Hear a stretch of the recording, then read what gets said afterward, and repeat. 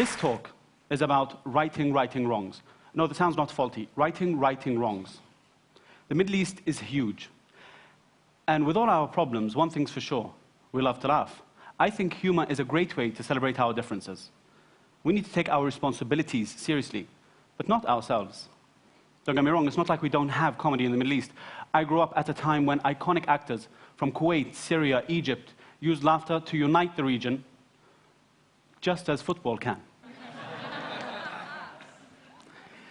Now is the time for us to laugh at ourselves before others can laugh with us.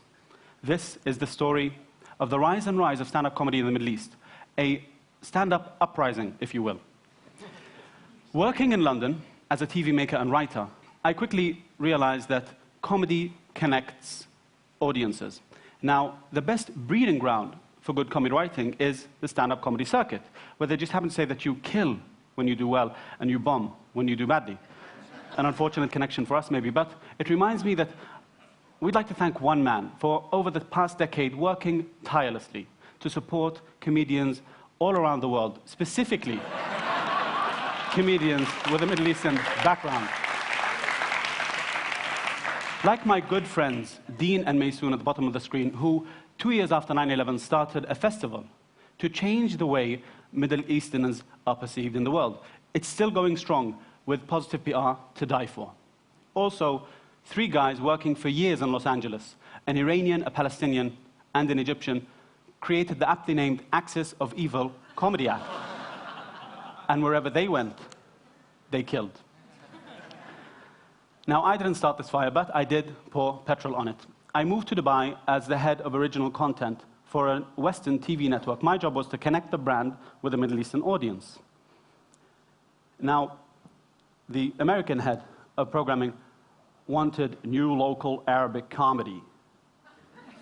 In a thick Arabic accent, my brain went, perfect. Now, I had friends in the US who had started a successful new tribe. And I had every intention of taking this tribe from being outliers in the Middle East and pushing them over the tipping point towards success. Now, as with any new idea, it wasn't easy. I had 4 phases to this plan. First, we'd need to buy content from the West and air it. Then, I'd bring my friends and we'd show local amateurs how it's done. We would film that and air it, and then I could work with the local amateurs and write new comedy. I excitedly presented this to the big boss, and his reaction was, I don't get it. So I retreated back to my cave and continued to support and produce comedy and let my friends use my couch as a regional operations hub. Now, fast forward 2 years to early 2007. The Earth rotated, as did our management. And as if by divine intervention, things came together to help this revolution take shape. Here's how the dots connected. First, the Axis guys recorded a Comedy Central special that aired in the States, and it was getting great hits on YouTube. Our new French CEO believed in the power of positive PR and ideas du bon marché.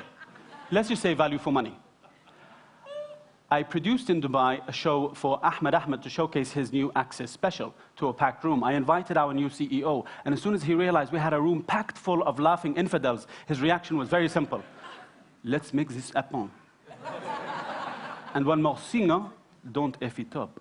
So I quickly went to work with a great team around me. I happened to find a funny guy to present it in Arabic who is originally Korean. A perfect fit for the Axis of Evil. This is all true.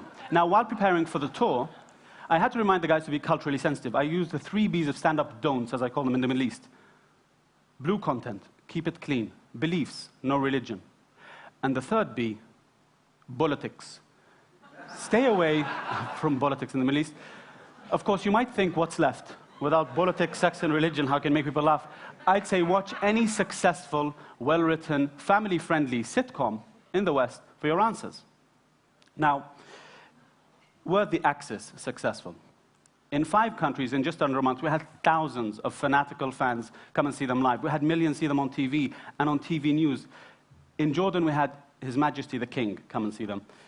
In fact, they were so successful that you could buy a pirated copy of their DVD even before it was released in the Middle East, anywhere you went. So everywhere we went, we auditioned amateurs. We filmed that process and aired a documentary. I called it 3 Guys and 1 Home.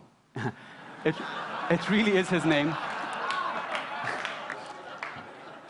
And all this TV and internet exposure has led to a great many recruits to our cause. In Dubai this year, we've just had the first all-women's homegrown stand-up show. I noticed 2 of them are wearing headscarves, and yes, even they can laugh. Dubai, to me, is like a hand that supports anyone who wants to make things happen. 20 years ago, no one had heard of it. Look at it now. With an inspirational leader, I think this year, the opening of the tallest tower in the world is like adding a finger to that hand that points at all those who spread fallacious stories about us.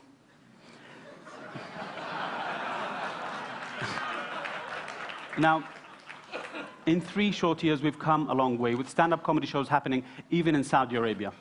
These comics are now going to the New York Festival. And the brilliant Lebanese, Nimr Abu Nassar, who we featured in our first tour, has just been performing in LA's legendary comedy club. So clearly, from the inside, we are doing our best to change our image, and it's exploding.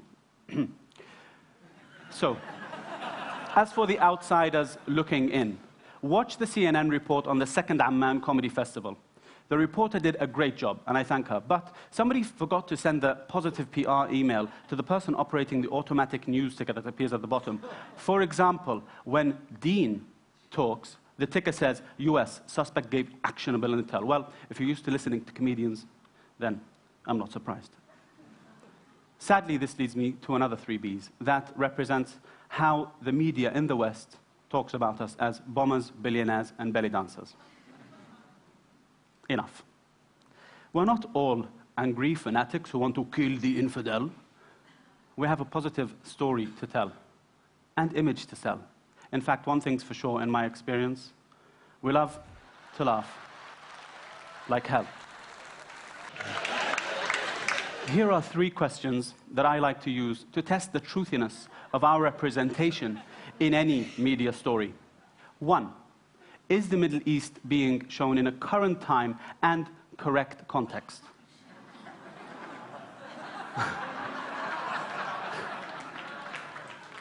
2, do the Middle Eastern characters laugh or smile without showing the whites of their eyes?